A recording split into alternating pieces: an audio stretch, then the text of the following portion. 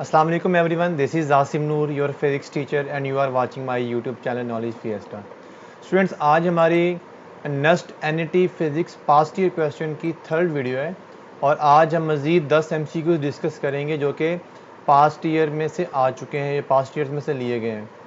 Students, जैसा कि मैं पहले भी बता चुका हूँ कि ये जो क्वेश्चन है किसी स्पेसिफिक ईयर के नहीं है बल्कि डिफरेंट ईयर्स में से, और हर साल चूँकि नेक्स्ट की 3 या 4 सीरीज़ चलती हैं तो डिफरेंट सीरीज़ के क्वेश्चंस को इकट्ठा करके स्टूडेंट से पूछ के कंपाइल किए गए। तो आइए स्टार्ट करते हैं आज की डिस्कशन। क्वेश्चन नंबर 21 है। आप सोच रहे होंगे जो फर्स्ट मेरी वीडियो देख रहे हैं कि फ़र्स्ट 20 क्वेश्चंस किधर हैं, बट अगर आपने फ़र्स्ट 20 क्वेश्चन देखने हैं तो ऊपर आई वाले बटन पर क्लिक करें तो आपको 2 वीडियोज़ नज़र आएंगे। उसमें हर वीडियो में 10-10 एमसीक्यू डिस्कस कर रहे हैं हम। तो आज 21st क्वेश्चन स्टार्ट कर रहे हैं। 21st क्वेश्चन है,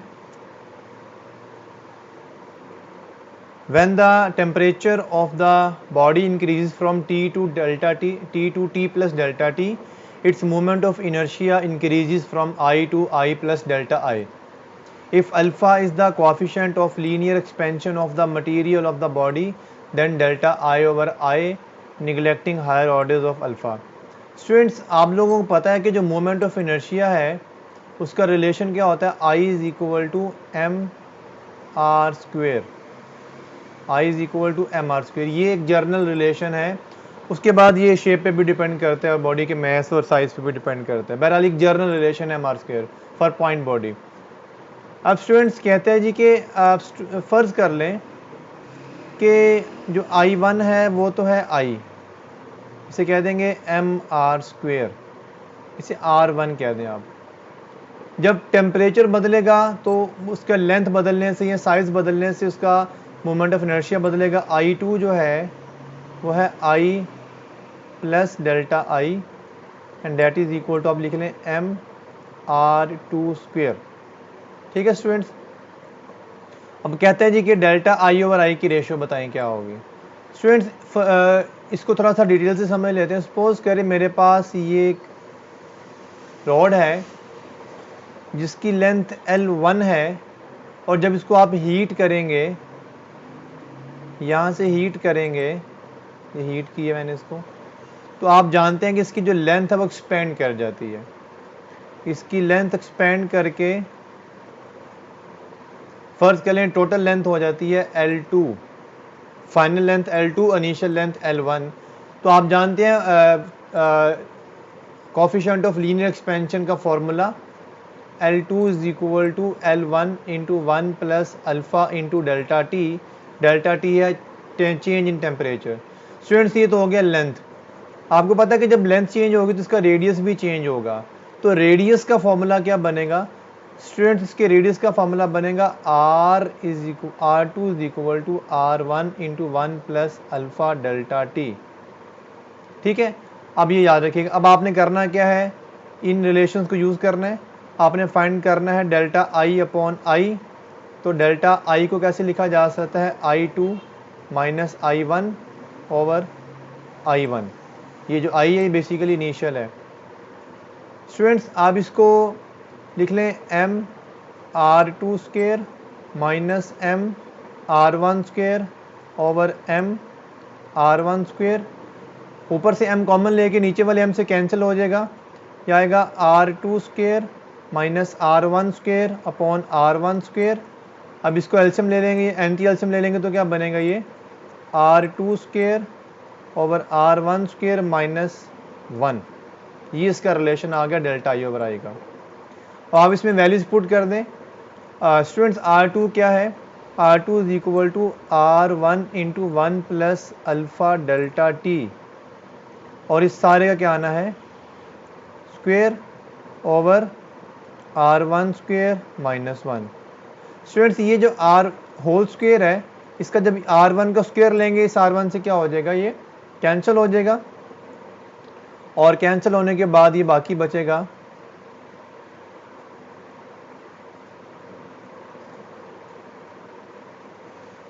जी। देखें, ये बचा delta I upon I is equal to 1 plus alpha delta T का होल स्क्वेयर माइनस 1। अब बेटा फॉर्मूला ओपन करें ज़रा। A square plus B square plus 2ab वाला लगा लें या बायनोमियल थ्योरम लगा लें, आपकी मर्जी है। वैसे स्क्वेयर है, बायनोमियल थ्योरम में जाने की ज़रूरत नहीं है। बायनोमियल थ्योरम बेसिकली एक जर्नल टर्म है जिसमें आप किसी भी पावर को सॉल्व कर सकते हैं, लेकिन यहाँ पर सिंपल फार्मूला लगा सकते हैं A square plus B square plus 2ab -1, ये माइनस प्लस कैंसिल। अब क्वेश्चन में और कीजिए ज़रा, कहा गया कि neglecting the higher terms, higher order of alpha. Higher order of alpha का मतलब है कि जो 1 के अलावा पावर इसको निगलेक्ट कर दें। तो ये जो टर्म है ये वाली सारी की सारी क्या हो गई है, ज़ीरो कर दें, निगलेक्ट कर दें। बाकी बच गया 2 alpha delta T and that is the beta option. ठीक है जी स्टूडेंट्स। इसके बाद क्वेश्चन नंबर है 22।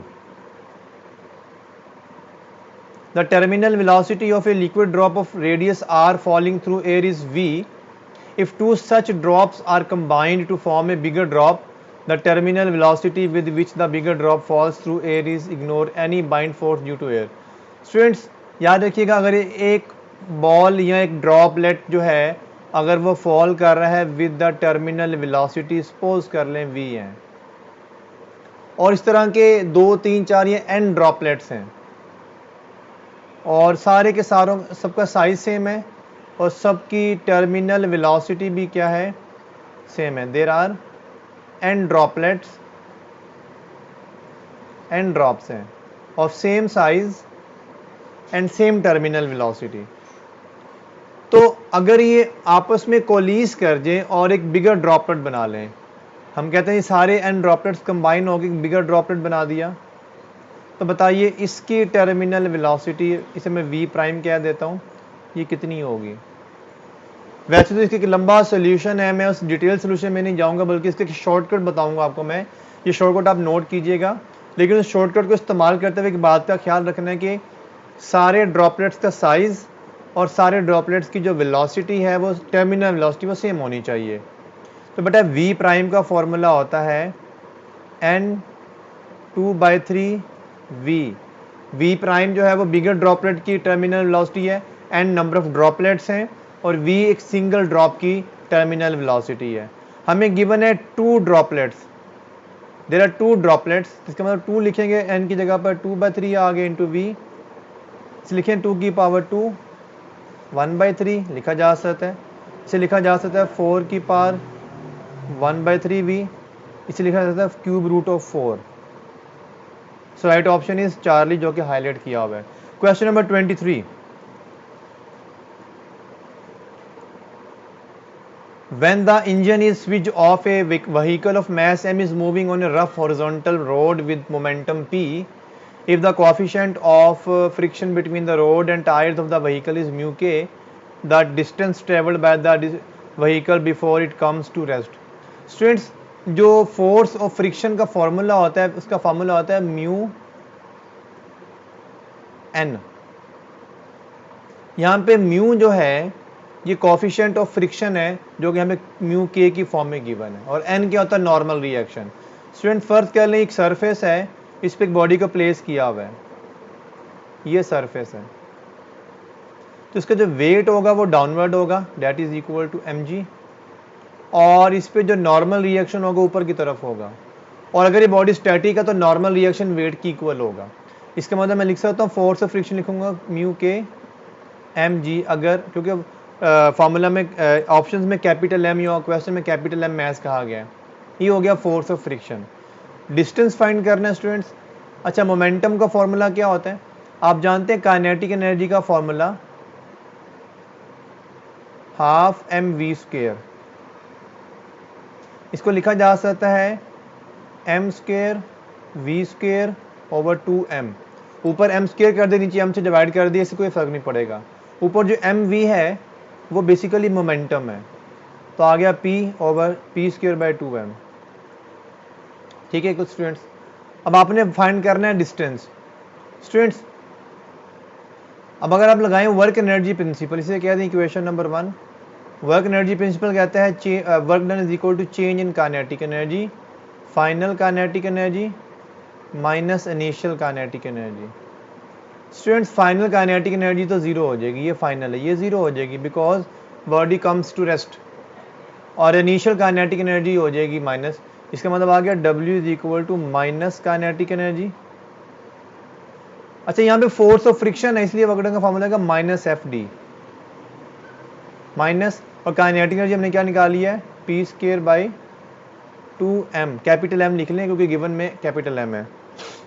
आपने D फाइंड करना है, minus minus cancel, P square over 2m into F, और जो F है वो आपने ऊपर लिख दिया मैंने 2m इंटू म्यू के mg।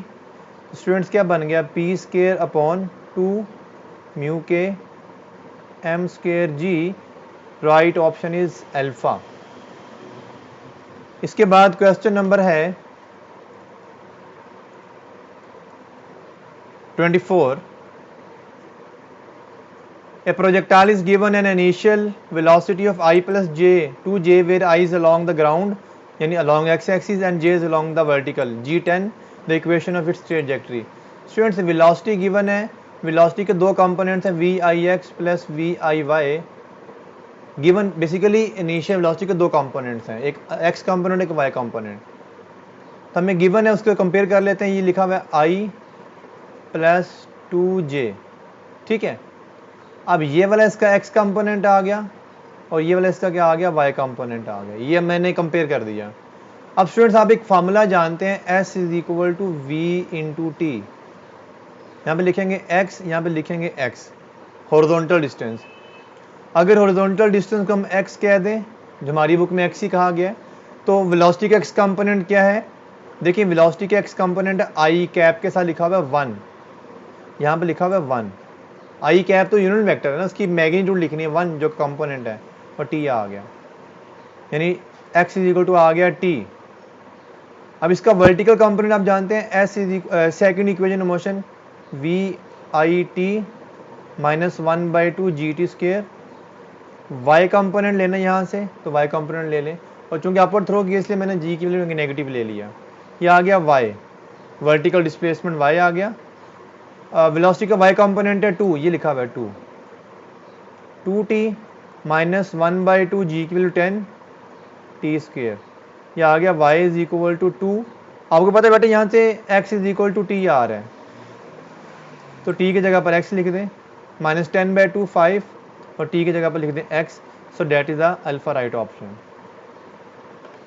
क्वेश्चन नंबर 25 है, if E, M, J and G respectively denotes energy, mass, angular momentum and universal gravitational constant, the quantity which has the same dimension as dimension of EJ square over M5G square। Students हमने dimension find करनी है EJ square over M5G square. यहाँ पे students J angular momentum है, E energy, M mess है, G gravity universal gravitational constant है।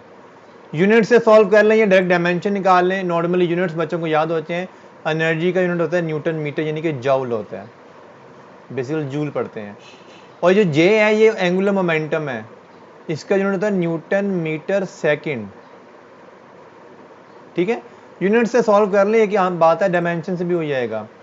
M mess है जो कि किलोग्राम है, किलोग्राम की पावर 5 आएगा। अच्छा जे का स्क्वायर भी है, इसका स्क्वायर भी लेना है।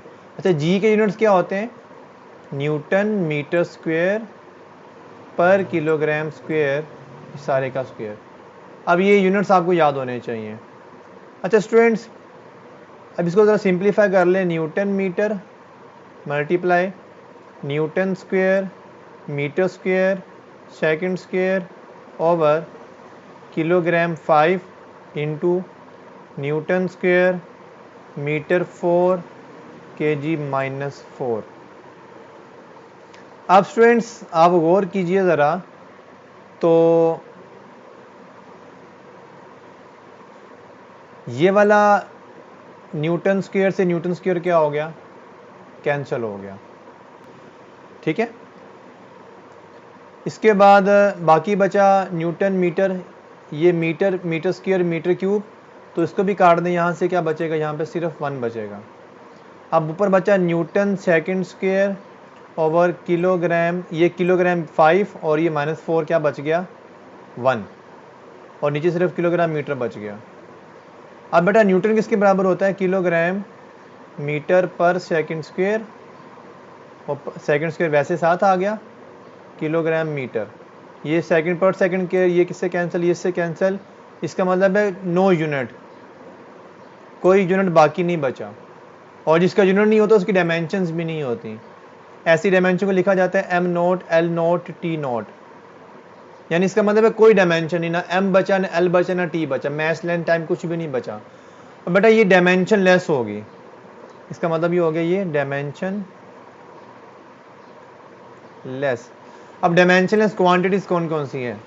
Radian angle, steradian angle, refractive index angle, strain, आपने पढ़ा हुआ है। ये सारे जो है डायमेंशनलेस क्वांटिटीज है। तो फिलहाल ऑप्शन में क्या आ रहा है? एंगल। बाकी सब की डायमेंशन है, एंगल की डायमेंशन नहीं है, सो इसकी डायमेंशन एंगल के सिमिलर आ रही है। Question number 26, the escape velocity from the earth gravitational field depends upon. बेटा स्केप वेलोसिटी का फॉर्मूला आप जानते हैं 2gm/r, और यहाँ इज इक्वल टू 2gr। अगर तो आपने अर्थ, जैसे मैं यहाँ पे चीज़ चेंज कर देता हूँ, अगर तो आपने सरफेस ऑफ अर्थ से ड्रॉप कर प्रोजेक्ट करना है बॉडी को, तो फिर कैपिटल आर आएगा, और कैपिटल आर यहाँ पर क्या है? रेडियस ऑफ अर्थ है। स्टूडेंट्स यहाँ पे देख सकते हैं escape velocity independent of mass of object है। यहाँ पे कैपिटल एम क्या है? मैस ऑफ प्लैनेट, जिस प्लैनेट से आपने एस्केप करना है। आर क्या है? उसका रेडियस है ऑफ प्लैनेट। और कैपिटल जी एक यूनिवर्सल कांस्टेंट है, जिसे हम यूनिवर्सल ग्रेविटेशनल कांस्टेंट कहते हैं, वो तो हर प्लैनेट के लिए सेम है। इसका मतलब ये हुआ escape velocity mass of planet और रेडियस ऑफ प्लैनेट पर डिपेंड कर रही है, और इन दो चीज़ों के अलावा हर चीज़ सब इंडिपेंडेंट है। इसका मतलब हम क्या लिखेंगे? मैस ऑफ अर्थ पर डिपेंड कर रही है, बाकी किसी पर डिपेंड नहीं कर रही। ठीक है जी। Question number 27, if the earth is rotated as sphere of radius r and mass m, its angular momentum about the axis of its rotation with time period t। Students angular momentum का formula आप जानते हैं, L is equal to I omega, और I क्या है? Sphere के लिए लिखना है आपने। स्टूडेंट्स आपने याद करना है स्फीयर का मोमेंट ऑफ इनर्शिया होता है 2/5 mr², और ओमेगा होता है 2π/t। तो ये क्या बन जाएगा? 2⁴ 4π mr² over 5t, that the delta option। Question number 28 है, the velocity v reached by a car of mass m at a certain distance from the starting point driven with velocity a constant power p is such that। Power का formula students क्या होता है? Formula drive करने लगा मैं, F we, और F को लिखा जा सकता है एम ए इंटू वी। यहां से आप ए निकालें, क्या बनेगा? P upon M V. ये ऊपर वाला पी पावर है, नीचे वाला पी नीचे पी नहीं, एम वी मोमेंटम है, इसलिए मैं इसको पी से रिप्लेस नहीं कर रहा, तो आप मिक्स ना कर लें इसको। ऊपर वाला पी पावर है। अच्छा स्टूडेंट्स आप लगाएं सेकंड इक्वेशन, नहीं थर्ड इक्वेशन लगाएं। Third equation of motion 2as is equal to vf² minus vi²। Students body starting from rest, तो इनिशियल वेलोसिटी 0 कर दें, और इसको फाइनल वेलोसिटी को सपोज कर लें कि v है, तो लिखा जाएगा 2as is equal to v²। तो a किसके बराबर आएगा? v² over 2s। In equation number 1 और 2 को इक्वेट कर दें, तो क्या बनेगा? v² upon 2s is equal to p over m v, cross multiply कर लें तो आएगा mv³ is equal to p 2ps 2sp। तो v³ आ गया 2sp अपॉन m, और यहाँ से 2s को अगर आप हटा भी देते हैं कांस्टेंट मान के, तो v³ is proportional to p upon m। So right option is Charlie.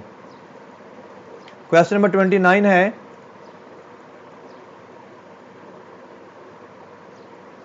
The SI unit of magnetic flux is weber which is equal to. Student flux का फॉर्मूला होता है B A cos theta. Cos theta का तो कोई unit नहीं होता, इसका unit होता है वेबर और इसका यूनिट होता है टेस्ला और ये आ गया मीटर स्क्वायर। और स्टूडेंट्स आप जानते हैं टेस्ला किसकी इक्वल होता है, न्यूटन पर एम्पियर पर मीटर, और साथ ये वाला metre square as it is उतार दें तो आ गया newton metre per ampere that is equal to weber. तो newton metre per ampere alpha option आ गया। 30 क्वेश्चन है आज की लेक्चर का। Sum of magnitude of two forces acting at a point is 16 newton if their resultant is normal to smaller force and has a magnitude 8 Newton then forces are। Students इस question का solution थोड़ा lengthy है, काफ़ी lengthy है, तो मैं lengthy solution की तरफ नहीं जाऊंगा बल्कि आपको मैं शॉर्टकट बताऊंगा, उसका सारा की पॉइंट और कॉन्सेप्ट सारा समझा देता हूँ मैं। स्टूडेंट्स याद रखिएगा, अगर दो वेक्टर्स पैरेलल हों तो उनका जो वेक्टर सम है वो मैक्सिमम होता है, उनका जो रिजल्टेंट होता है ना वो होता है a प्लस बी मैग्नीट्यूड में अगर पैरेलल हों। अगर दो वेक्टर्स एक दूसरे के एंटी पैरेलल हों तो उनका रिजल्टेंट होता है a माइनस बी, और ये मैक्सिमम आंसर होता है और ये मिनिमम आंसर होता है। यानी थीटा यहाँ पे 0 डिग्री है दो वेक्टर्स का और यहाँ पे 180 डिग्री है, और दो वेक्टर्स का सम मैक्सिमम से कभी ज़्यादा नहीं हो सकता और मिनिमम से कभी कम नहीं हो सकता, किसी भी सूरत में नहीं हो सकता। तो ये मैक्सिमम और मिनिमम की रेंज आपने याद कर लेनी है। अब कहता है दो वेक्टर्स का सम मैग्नीट्यूड का सम 16 न्यूटन है और if there resultant is normal to the smaller force and has a magnitude 8 newton. कहता है अगर उनका जो रिजल्टेंट है वो 8 न्यूटन है और वो स्मॉलर के परपेंडिकुलर है, या यूँ कह मैं आपको बता दूँ, फर्ज कर लें ये वेक्टर ये वाला ए छोटा है, ये वाला वेक्टर बड़ा है, और फिर ये इसका रिजल्टेंट आ गया, रिजल्टेंट ए बी। अब देखें आर जो है ए के परपेंडिकुलर है, ठीक है, कुछ इस तरह की सिचुएशन दी गई है। देन द फोर्सेस आर, हमें ए और बी की फोर्सेस की मैग्नीट्यूड बतानी है। स्टूडेंट्स आप चारों ऑप्शन पे गौर करें। पहली बात तो ये समझ आ गई कि एक फोर्स छोटी है एक फोर्स बड़ी है, इसका मतलब बीटा ऑप्शन तो हरगिज नहीं हो सकता, ये तो दोनों बराबर है।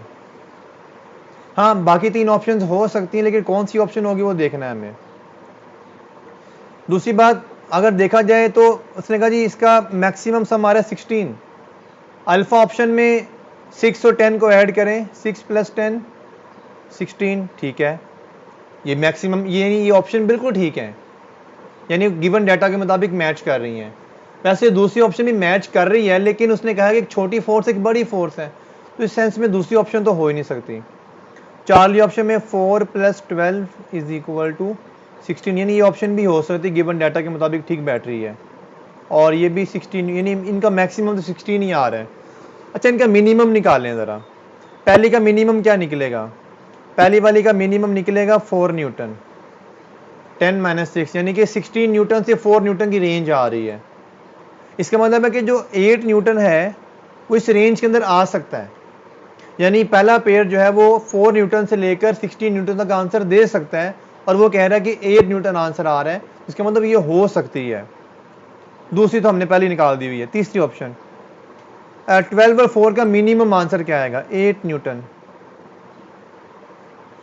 इसका मतलब है सेकंड जो चार्ली ऑप्शन में पेयर ऑफ फोर्सेस है ये मिनिमम 8 न्यूटन देंगे आंसर, और ठीक है ये डेल्टा ऑप्शन भी हो सकती है चार्ली कि इसमें भी 8 न्यूटन आ सकता है। डेल्टा में देखें ज़रा इसका मिनिमम क्या आएगा 14 माइनस 2 यानी कि 12 न्यूटन। इसका मतलब है डेल्टा ऑप्शन का जो पेयर फोर्सेस का है वो मिनिमम 12 और मैक्सिमम 16 देगा वो।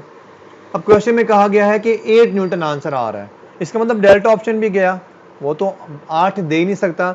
अब हमें ए और 4 में से चार्ली में से चूज़ करना है। अब स्टूडेंट्स एक बात याद रखें ज़रा कि 12 और 4 का मिनिमम आंसर 8 है, ठीक है, इसका मतलब उनके दरमियान में एंगल कितना है 180 डिग्री, अभी मैंने बताया, समझ आ गई बात। 8 न्यूटन देने के लिए वो जो ए और बी अगर मैं चार्ली ऑप्शन मान लूँ ठीक है, तो उनको 180 पर होना पड़ेगा।